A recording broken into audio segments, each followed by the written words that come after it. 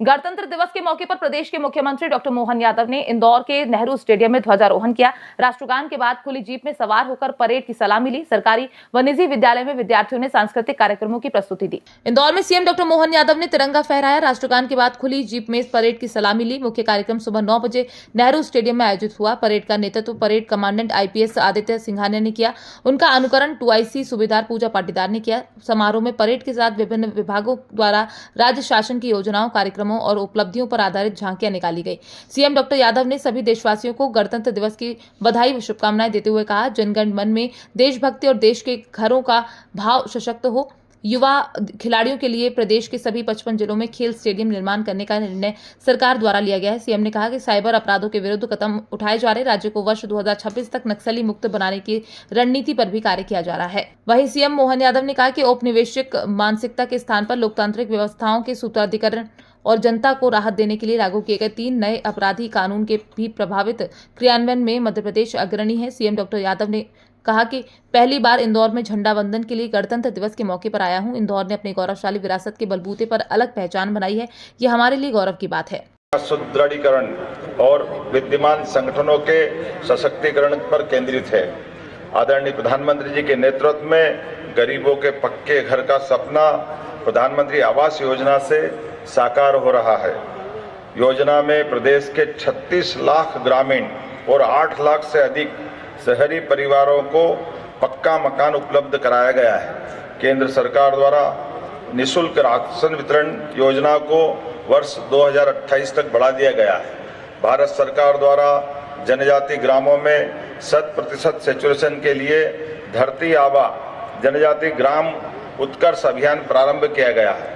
इस अभियान में मध्य प्रदेश के 51 जिले के 259 विकास खंडों के 11,000 से अधिक ग्रामों में निवासरत 18,58,000 जनजाति परिवारों की 93,23,000 आबादी को लाभान्वित करने का लक्ष्य रखा गया है।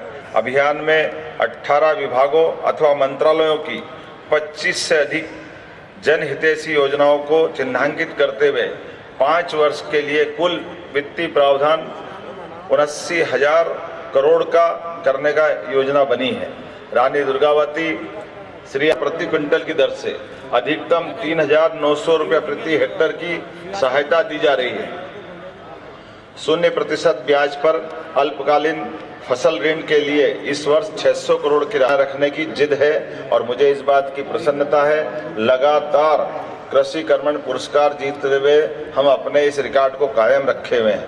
लेकिन अब मुख्यमंत्री सोलर पंप योजना अब प्रधानमंत्री कृषक मित्र सूर्य योजना के नाम से हमने लागू की है, जिसके कारण कृषकों को सौर ऊर्जा के लाभ से लाभान्वित करने के लिए प्रदेश में अस्थायी विद्युत कनेक्शन लेने वाले लगभग 1.25 लाख किसानों को सौर ऊर्जा प्रदान किए जाएंगे।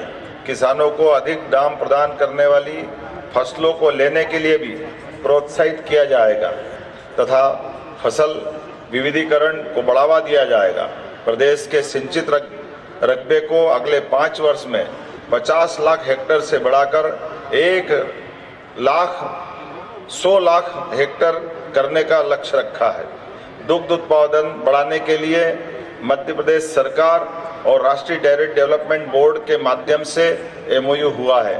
वर्तमान में प्रदेश के लगभग 6,000 गांवों में प्राथमिक दुग्ध समितियां हैं। प्रदेश के समस्त गांवों के लिए दुग्ध समितियों को गठन करने का लक्ष्य हमारी सरकार ने रखा है। सांची ब्रांड को और मजबूत किया जा रहा है। मध्य प्रदेश में देश के कुल दूध उत्पादन को बढ़ाकर 20% तक करने का भी हमारी सरकार ने लक्ष्य रखा है। सरकार का प्रयास मध्य प्रदेश को देश की डेयरी कैपिटल बनाना है। राष्ट्रीय डेयरी विकास बोर्ड के अनुबंध से राज्य के पशुपालन एवं डेयरी विभाग के माध्यम से सहकारी प्रणाली भी सशक्त होगी। प्रदेश के सभी जिलों में गौशालाओं का सुचारू संचालन होगा। प्रदेश के बड़े नगरों में आधुनिक गौशालाओं का निर्माण किया जाएगा।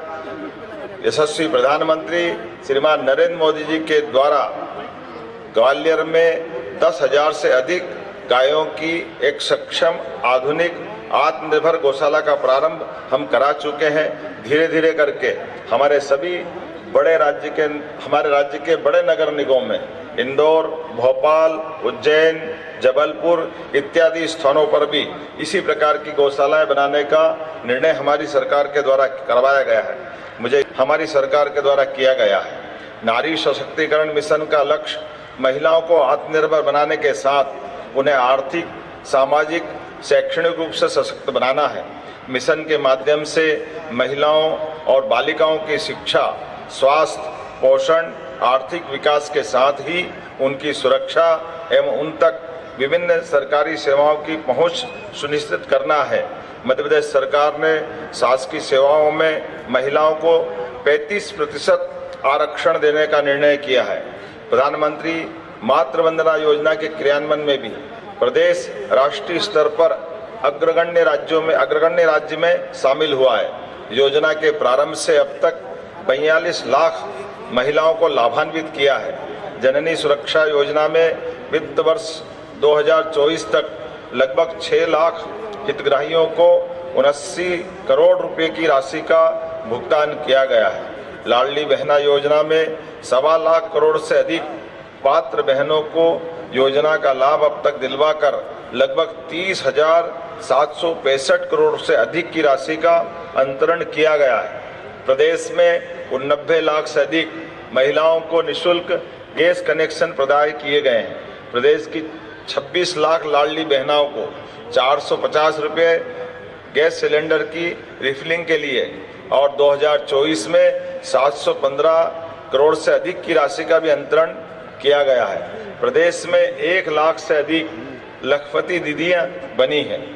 महिला श्रम पर आधारित उद्योगों, विशेष रूप से रेडीमेड गारमेंट्स इंडस्ट्री में प्रति महिला श्रमिक 5,000 रुपये के मान से प्रोत्साहन राशि देने का निर्णय हमारी सरकार के द्वारा किया गया है। मंगल कामना बधाई मेरी, खास करके आज मैं पहली बार इंदौर में झंडा वंदन के लिए गणतंत्र दिवस पे आया था। मुझे इस बात का संतोष है, इंदौर ने अपनी गौरवशाली विरासत के बलबूते पर एक अलग पहचान बनाई है। हमारे प्रदेश के लिए गौरव की बात है। इंदौर जैसे नगर से कई सारे मामलों में पूरा प्रदेश और देश सीखता है। मेरी अपनी ओर से गणतंत्र दिवस के पावन अवसर पर आप सबको भी बधाई। तो महू में पद्मश्री का जो है, मुझे इस बात का संतोष है, यशस्वी प्रधानमंत्री ने पद्मश्री, पद्म भूषण, पद्म विभूषण ये जो बहुत गौरवान्वित करने वाले एक तरह से पदक भी हैं और ये गौरव और गरिमा के आधार पर प्रतिष्ठित नागरिकों को देश और दुनिया के सामने परिलक्षित करवाते हुए परिचय कराने का अभियान चलाया हुआ, जिसके माध्यम से भारत का लोकतंत्र गौरवान्वित होता है।